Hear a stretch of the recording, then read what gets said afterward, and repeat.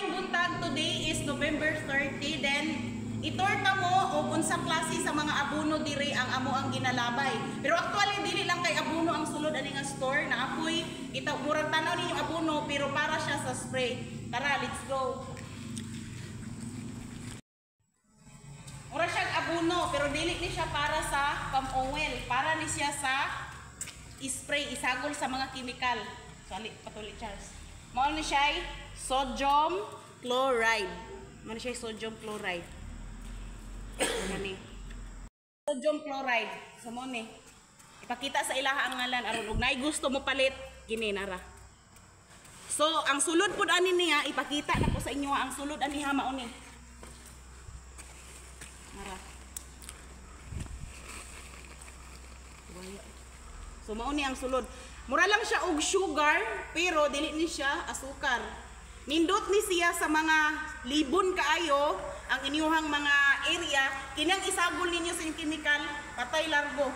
Pero wala sad ko nagingon ha nga display karon patay ugma. Okay, then proceed ta sa abono. Fertilizer na gid siya para sa palm oil. Nara. Kini siya pampabunga, pampatambok, pampagamot. So muna gitawag og complete. Mao ni siya kanang complete nga abono.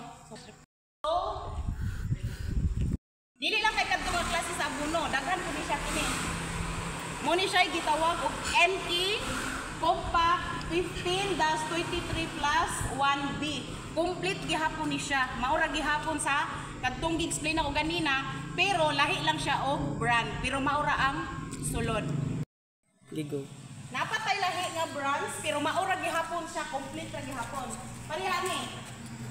Compound 12-6-17-12 plus 0.5B. Complete gihapon ni siya pero lahi lang siya og brands. Part ra gihapon ni siya sa Inki compound, complete lang gihapon.